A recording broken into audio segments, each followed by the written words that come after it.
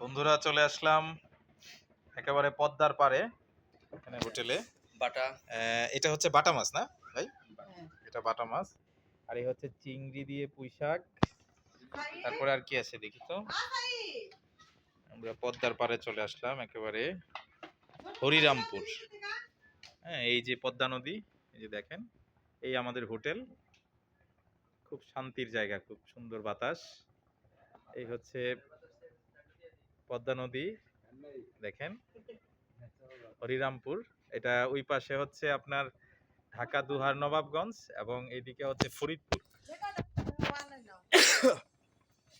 ওই দেখেন, ওই যে আপনারা শুনছেন যে অনেক সময় যে এই শেখ হাসিনার আমলে যে আমরা যে বলতাম যে একটা সাপের কথা বলতাম না, বিষধর সাপ, সেই সাপ যেখানে পাওয়া গেছিল এই সেই চর। হ্যাঁ, এই চরের মধ্যে এই যে দূরে আমি জুম করলাম, এই চরের মধ্যে পাওয়া গেছিল। আমরা সেই এলাকায় চলে আসলাম, রাসেল ভাইপারের এলাকা। হ্যাঁ, সেখান থেকে আমরা এই যে এখন খাওয়া দাওয়া করবো। এই অনেক কিছু এখানে রান্না হয়েছে নদীর পাড়ের খাবারগুলো, আসলে সেরকম খুব ভালো লাগে। এনজয় করি। সেদিন আরিচা গিয়েছিলাম, সেখানেও খেলাম। যদি দেখাই একটু, এখানে কাচকি মাছ, তারপরে হচ্ছে এখানে হচ্ছে বাইলা মাছ। এটা বাইলা মাছ না?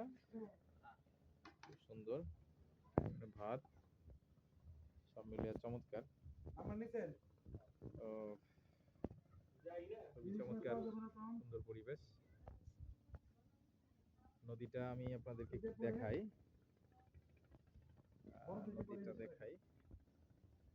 এখানে লোকজন নৌকা দিয়ে নদী পার হয়, ওই পারে যায়, কেউ ফরিদপুর যায়, আবার মালামাল নিয়েও কিন্তু যায় মানুষজন, মালামালও পরিবহন হয়। মাঝে মধ্যে আমি এই এলাকায় আসলে মাঝে মধ্যে এখানে আসি, খাওয়া দাওয়া করি, খুবই ভালো লাগে। পানি অনেকটাই চলে আসছে এবং নদী কিছুটা ভাঙতেও শুরু করছে, পাড়গুলো ভাঙতেছে। এই যে স্পিড বোট দেখেন, এটা ইয়া হয়ে পড়ে আছে, ভেঙে গেছে আর কি। নদীর পাড়ের জীবনগুলা খুব আসলে দেখতে অনেক ভালো লাগে। এখানকার মানুষের জীবন জীবিকা সবই সুন্দর লাগে। এখানে আগের বার যখন আসছিলাম শীতের সময়, আমি ছবি দিয়েছিলাম, অনেকেই লাইক কমেন্ট করেছেন। তখন কিন্তু এখানে পানিটা ছিল না, এই জায়গায় পানি ছিল না, পানি একটু ভিতরে ছিল। এখন নদীটা অনেকটা সামনে চলে আসছে, এই দেখেন, খুবই সুন্দর চমৎকার পদ্মা নদী। হ্যাঁ, পদ্মা নদী, আপনারা ভিডিওটা দেখবেন যারা দেখতেছেন দূর থেকে।